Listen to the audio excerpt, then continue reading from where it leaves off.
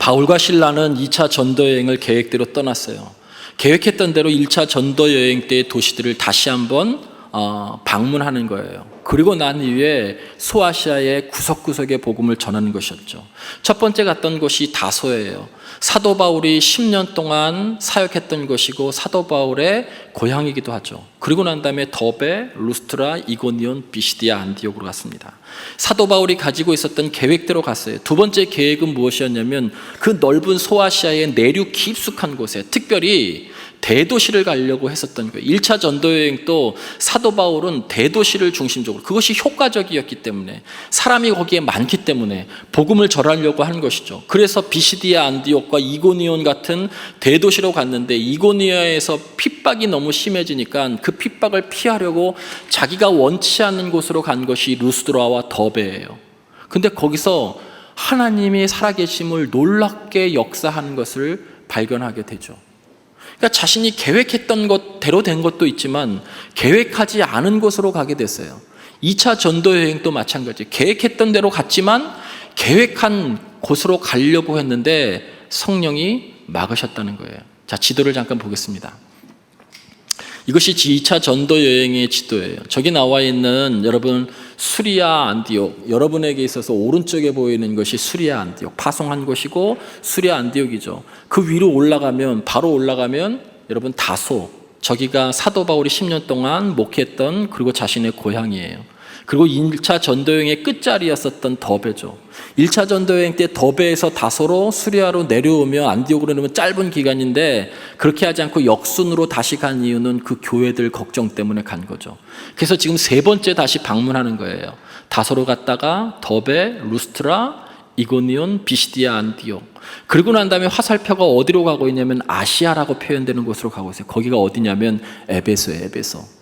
이 소아시아에서 가장 큰 도시인 에베소, 고대 도시, 상업의 도시이고 문명이 가장 발달했었던 그 당시의 도시 에베소예요. 거기에 가면 가장 효과적으로 많은 사람들을 만나서 복음을 전할 수 있겠다라고 생각하고 글로 가고 있는데 6절 말씀해 보니까 성령이 아시아에서, 에베소를 이야기하는 거예요. 아시아에서 말씀을 전하지 못하게 하시거늘 부르기아와 갈라기 땅으로 다녀가. 막히니까 그 다음에 어디로 갔냐면 북쪽에 비두니아라고 하는 곳으로 지금 올라가고 있어요. 비두니아로 가려고 하는데 아마 거기도 큰 도시였던 모양이에요. 그런데 7절에 보니까 예수의 영이 거기도 가지 못하게 허락지 않으셨다는 거예요.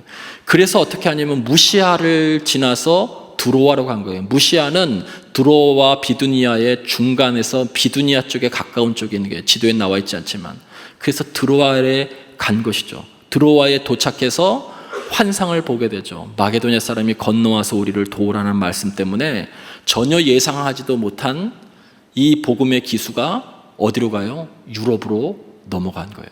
그러니까 자기의 계획과 된 것도 있지만 되지 않은 계획이 있어요. 유럽에 갈 생각은 전혀 없었던 거예요.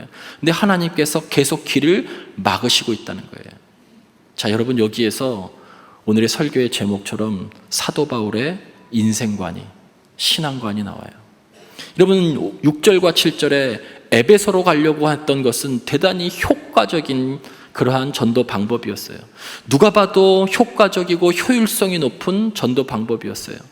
이 마음속에는 복음을 더 많이 전하고자 하는 그런 열정도 이 안에 담겨져 있었어요. 그런데 이상하죠? 성령이 아시아에서, 에베소에서 말씀을 전하지 못하게 했다는 거예요. 그래서 비두니아로 올라가는데 또 예수의 영이 허락하지 않았다는 거예요. 그러면서 고백하기를 예수의 영이 허락하지 않았다라고 고백하고 있어요. 여러분, 효율성으로 그렇게 전도하는데도 막으셨어요. 루스드라에서 드로아까지는 무려 3,400km예요. 교통수단도 없는 그곳에서 걸어서 갔을 거예요. 험준한 산맥도 있었고 중간에 여러분 강도떼들도 있었을지 몰라요. 그러나 그럼에도 불구하고 복음의 열정을 가지고 거기까지 갔는데 결국 거기도 루스드라도 비두니아도 복음을 전하지 못하게 했어요.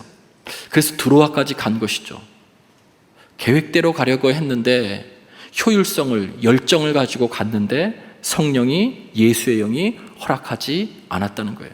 성경은 그런데 왜 그랬는지 설명하고 있잖아요. 무언가 일이 있었던 것은 분명해요. 그것이 바울이 질병 때문이었는지 아니면 그 안에 있는 사람들의 육체적인 약함 때문이었는지, 이전처럼 유대인의 방해와 핍박 때문이었는지, 험준한 산맥 때문이었는지, 강도떼를 만났는지 설명하고 있지 않아요. 그 안에 무슨 일이 있기는 있었는데 그냥 한마디로 설명하죠.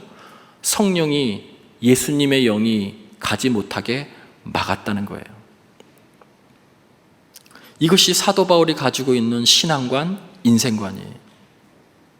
무슨 일 때문에 못했어? 우리는 그렇게 이야기하죠. 누구 때문에 못 갔어? 누구 때문에 전도 여행이 안 됐어? 어떤 상황 때문에 안 됐어? 이렇게 설명하지 않았다는 거예요. 그 상황을 다 신앙적으로 바라보고 하나님이 지금 신호등 가운데 빨간불을 켜서 지금 멈춰 섰다는 거예요. 그리고 다시 묵상하고 하나님의 뜻이 어디있을까 또 분별하려고 애쓰고 또 기도하고 또 고민하고 계획 세우고 묵상했다는 것이죠. 하나님의 섭리가 어디 있을까라고 하는 것을 그렇게 그는 계속 묵상한 결과가 뭐냐면 예수의 영이, 성령이 막으셨다는 거예요. 여러분, 섭리라고 하는 뜻이 세상을 주관하고 인생을 주관하는 하나님의 뜻, 이것이 섭리예요. 그 하나님의 뜻이 내 삶과 나의 인생을 지금 움직이고 있다는 거예요. 계획대로 될 때에도, 계획대로 되지 않을 때에도, 길이 열릴 때에도, 길이 막힐 때에도, 기쁜 일이 있을 때에도, 슬픔이 내 안에 있을 때에도 하나님이 내 삶을 주관하고 계시다라고 하는 것, 내 삶 가운데 분명히 하나님의 뜻이 있다라고 하는 것을 인정하는, 하나님의 주권을 인정하는 고백이 섭리의 신앙인데, 그 사도 바울의 고백이 무엇이냐면 성령이 아시아에서 말씀을 전하지 못하게 하시거늘 예수의 영이 허락지 아니하신다는 거예요. 내가 아무리 계획해도 하나님이 막으셨다는 거예요. 근데 하나님이 더 깊은 뜻이 있다는 것이죠. 그래서 무시아에 가서 환상을 보고 유럽으로 더 크게 하나님의 나라를 확장하게 된 것이죠. 여러분, 다시 한번 생각해 보세요. 이때 우리가 생각나는 성경의 말씀이 이사야서 55장 8절로 9절 말씀이에요. 이사야서 55장 8절로 9절 말씀, 우리 한 목소리로 합독해 볼까요? 시작.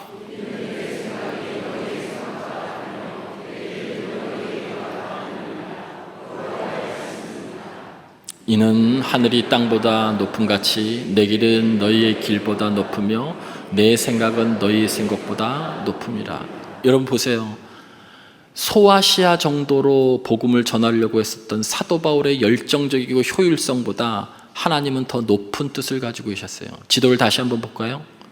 여러분, 이 지도를 보시면 결국엔 1차 전도여행에 에베소에서 복음을 전해서 소아시아를 복음 전하라고 했는데 막으셔서 두로와로 결국 가서 유럽으로 넘어가서 유럽에서 복음을 전하고, 그리고 다시 돌아올 때 어디를 돌아와요?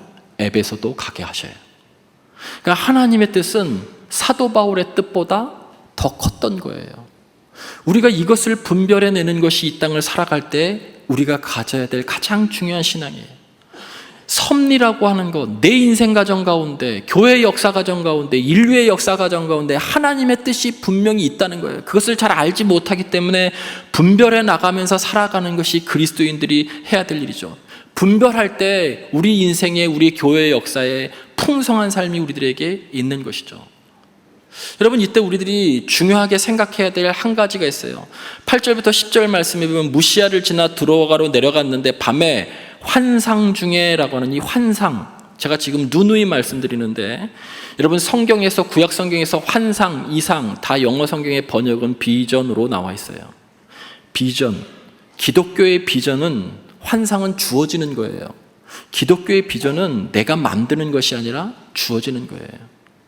여러분이 어떤 사업을 할 때, 여러분이 어떤 일을 할 때, 어떤 계획을 세울 때 비전 많이 얘기하지만 세상의 비전은 내가 만드는 거예요. 어떤 목표치를 달성하기 위해서 내가 만들어내는 것을 이야기해요. 그러나 기독교의 비전은 주어지는 거예요. 왜 주어지냐면 나보다, 내 계획보다, 내가 지금 가지고 있는 상황보다 나를 더 잘 아시고 나보다 더 큰 계획을 가지고 계신 그분이 내게 보여주시는 것이 비전이에요. 여러분, 우리는 그것을 붙드는 것이 분별인 것이죠. 여러분, 그것을 붙들지 못하면 결국 계속 막힘 때문에 절망하고 막힘 때문에 낙담하고 결국 그 길을 멈춰 설 때가 많은 것이죠. 10절 말씀해 보세요. 이게 마지막에 가장 중요한 말씀인데, 우리가 우리를 부르신 줄로 인정함이로라. 인정했다는 거예요. 신앙 고백이에요. 하나님이 거기를 막으셨던 이유가 유럽으로 건너가라고 하는, 더 크게 복음을 전하라고 하는 그런 뜻이었구나, 하나님의 섭리가 계시구나라고 하는 것을 그때 비로소 그들이 인정하게 됐다는 거예요. 신앙 고백이죠. 내 삶을 인도하는 것은, 내가 아무리 계획을 세워도 내 걸음을 인도하시는 분은 하나님이시구나라고 하는 것을 인정하는 신앙 고백, 이것이 섭리예요. 과학 문명이 발달하면서 신앙인들조차도 이 섭리의 신앙을 잊고 사는 사람들이 많습니다. 모든 데이터가, 모든 과학의 문명들이 우리의 모든 미래를 예측해주고 하기 때문에 그런지 우리가 이 섭리의 신앙을 잊고 살 때가 많아요. 그러면 모든 것을 잃게 되는 거예요. 어느덧 사도 바울은 자기의 삶의 모든 상황 가운데 하나님의 깊으신 뜻이 있구나, 나보다, 내가 계획했던 것보다 더 큰 뜻, 어떤 뜻들이 분명히 내 삶의 주변에 일어나고 있구나라고 하는 것을 보게 되기 시작한 거예요. 섭리의 신앙. 여러분 믿습니까? 여러분, 이거를 놓치시는 분은 신앙생활과 사회생활을 아마 따로 할 수밖에 없는 분들일 거예요. 내 안에 내가 내 삶을 마음대로 계획한 것대로 되지 않아요. 되는 것도 있지만 그렇지 않아요. 그러나 그 모든 것 안에 하나님의 섭리가 있다라고 하는 것을 인정하는 것, 그것이 그리스도인이 가져야 될 신앙 고백이며 인생관이에요. 여러분, 오늘 본문의 그 섭리를 또 하나 이야기하고 있는 것이 10절 말씀이에요. 10절 말씀이 대단히 중요합니다. 바울이 그 환상을 보았을 때 우리가 곧 마게도냐로 떠나기로 힘쓰니 이는 하나님이 저 사람들에게 복음을 전하라고 우리를 부르신 줄로 인정함이로라. 여기서 중요한 표현이 2번, 3번 나오는데 우리라고 하는 표현이 2번 나와요. 여러분, 이 표현은 사도행전에서 여기 처음 나옵니다. 1차 전도여행 때 바나바와 바울이라고 계속 설명하다가 어느 순간에 바울과 바나바로 바뀌었다가 여기에 처음으로 우리라고 하는 표현이 나요. 이 우리 안에는 누가 있냐면 사도 바울이 2차 전도여행을 계획하면서 전혀 예상하지 않았던 신라가 이 안에 들어가 있는 거예요. 원래 이 우리 안에는 싸우지 않았다면 바울과 바나바가 지금 이 우리 안에 있어야 되는 거예요. 둘이 가려고 했었던 거예요. 근데 마가의 문제 때문에 갈라섰죠. 그리고 그가 선택한 사람, 하나님이 보내준 섭리적 관계의 만남이 누구냐면 신라였어요. 신라. 그가 계획했던 사람이 아니에요. 그런데 이는 예루살렘 교회의 선지자로 신실한 사람이었고 예루살렘 공의회에 결정된 규례를 소아시아 교회에게 전했던 사람이에요. 신실했기 때문에. 로마의 시민권자였고 헬라어가 능통해서 사도 바울을 잘 보필했을 뿐만이 아니라 베드로 전후서를 대필했었던 사람이 바로 신라예요. 두 번째는 누구냐면 루스드라에 갔는데 평생 아들같이 여겼던 믿음의 동역자 디모데를 거기서 만났어요. 우리 안에 들었던 사람이에요. 마지막에 전혀 예상하지 못하고 막혀서 갔던 맨 마지막 드로아라고 하는 곳에서 누구를 만나게 되냐면 누가를 만나요. 사도행전의 저자 누가. 한평생 로마의 감옥에까지 같이 하면서 사도 바울의 주치의 역할을 담당했던 의사 누가복음과 사도행전에 기록했었던 누가를 이 드로아에서 만나요. 처음 2차 전도 여행 때에는 전혀 계획에 없던 사람이에요. 그런데 하나님은 우리가라고 그렇게 표현하고 있잖아요. 우리를 부르신 줄로 인정함이로라. 하나님께서 우리를 묶어주셨다는 거예요. 하나님께서 내 계획에 전혀 없었던 이 사람들을 만나게 해주셔서 그들을 통해서 함께 유럽의 복음을 전할 수 있도록 가게 해주셨다는 것을 우리를 부르신 줄로 인정함이로라 라고 하는 거예요. 섭리적 관계를, 여기도 섭리가 있어요. 하나님의 뜻을 표현하는 것이 우리라고 하는 거예요. 신라, 디모데, 누가가 2차 전도 여행 속에서 만나게 하는 것이죠. 여러분, 그 우리 안에 또 누가 있냐면 그렇게 문제 때문에 바나바와 헤어질 수밖에 없었던 마가 역시도 이 우리 안에 훗날이 있어요. 디모데후서 4장 11절 사도 바울 말년에 로마의 감옥에 있을 때에 마가는 내가 하는 일에 유익한 사람이라 그가 보고 싶으니 그를 내게로 데리고 오라 라고 이야기해요. 마가 역시도 사도 바울의 섭리적 관계 안에 있는 우리 안에 있는 거예요. 여러분, 우리가 서로 섭리적 관계를 인정할 때 상대방을 조금 더 이해하게 되고 받아들이게 되고 관계가 풍성하게 돼요. 섭리적 관계가 누구예요? 길거리에 지나가는 사람들이 섭리적 관계? 아니요.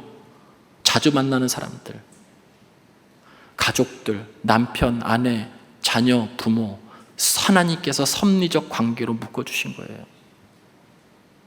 여러분 옆에 앉아있는 신앙의 동료들, 매일 주일마다 만나는 신앙의 동료들, 하나님의 일을 같이 선교회에서 어떤 부서에서 함께 하고 있는 그 사람들, 하나님께서 만나게 해주신 섭리적인 관계예요. 나를 만나게 해주셨던 내 주변에 있는 사람이 좋고 나쁘고 나의 감정을 상하게 하고 이것이 아니라 그 안에 그를 보내셨던, 그를 만나게 해주셨던 하나님의 메시지가 무엇인가를 분별해낼 때 관계가 더욱 풍성해질 수 있는 거예요.